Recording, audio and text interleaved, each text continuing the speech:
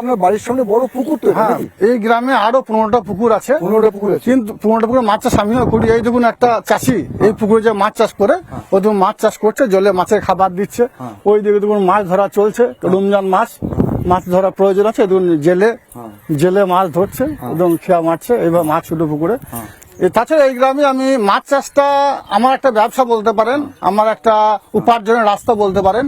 এই গ্রামে 15টা পুকুরে মাছ চাষ করি। প্রত্যেকটি পুকুরে অর্ধেক অংশ আমার আছে, আমার পরিবারে আছে, বাবার সম্পত্তি। তো আপনারা দেখেছেন রমজান মাসে আমরা কিন্তু মাছ বিলি করি 3 থেকে 4 বার গ্রামের প্রত্যেকটি পরিবারের মধ্যে দিয়ে থাকি। সেরকম পুজোর সময় দিয়ে থাকি, নবান্নের সময় দিয়ে থাকি।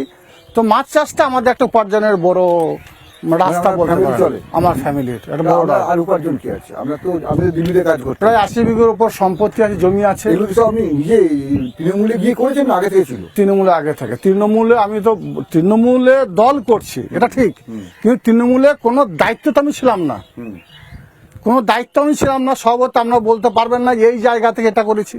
আমি তো কর্মী হিসাবে ছিলাম, আমি একজন গ্রাসরুটের কর্মী, আমি মাটিতে নেমে কাজ করেছি। সর্বত কোনো দায়িত্বে না থাকলে আপনি নিশ্চয়ই বলতে পারেন ওই জায়গা থেকে ইনকাম করেছি। তো ইনকামের রাস্তা এটাই ছিল, মাছ চাষ, মাছের লাভজনক ব্যবসা। আর গ্রামের পুকুরে বেশি খাবার লাগে না, চারিদিকে ঘাট আছে, বাড়িতে যে থালা বাটি যেগুলো ধোই সেখান থেকে যে খাবার পরে তাতেই মাছের খাবারে হয়ে যায়। মানে যে নানুর বোমা, বন্দুক, বুলেট, মাস্কাট বোমা বাঁধা হতো, সেই জায়গা থেকে বলছেন এখন মাছ চাষ হয়?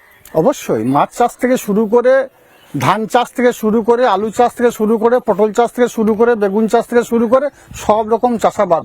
এখানে কৃষকদের চাষটাই তাদের মেন উপার্জনের রাস্তা। এখানে এই রক্ত, মানুষের রক্ত দেখিয়েছিল কারা, কেন দেখিয়েছিল?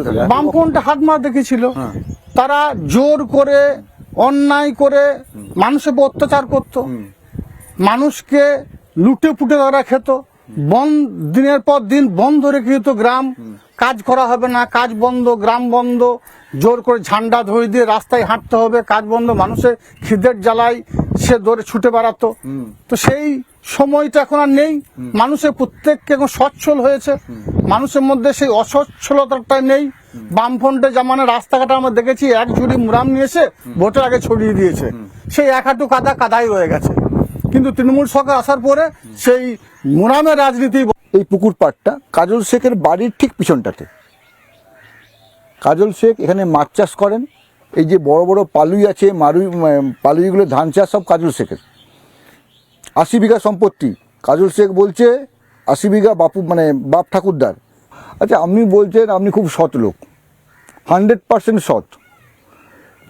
বোলপুরের লোকজন, যারা বোলপুরের দিকে, যেখানে আগে ঢুকতে দিত না আপনাকে, সেখানের লোক বলছে এখন নাকি বালিটা আপনি নিয়ে নিয়েছেন পুরোটা, বালি আপনার ছাড়া অন্য কেউ করতে পারে না, আপনাকে সালাম করতে হয়, তারপর বালি।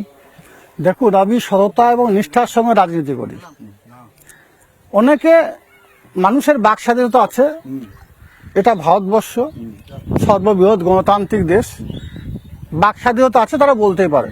কিন্তু আমি বলবো প্রমাণ করে দেখানোর জন্য, কারণ আমি জোর গলাতে বলছি, বালি, কয়লা, গরু বা যে কোনো ইললিগাল পাথর, যে কোনো ইললিগাল কাজের সঙ্গে কাজল শেখ কোনদিন যুক্ত ছিল না, আর থাকবেও না, থাকার প্রয়োজনও নেই। নানা ধরনের কন্টেন্ট দেখার জন্য লাইক করুন, শেয়ার করুন আমাদের ফেসবুক পেজ, সাবস্ক্রাইব করুন আমাদের ইউটিউব চ্যানেল। পাশাপাশি অন্যান্য ব্রেকিং নিউজের জন্য অবশ্যই চোখ রাখুন রিপাবলিক বাংলায়।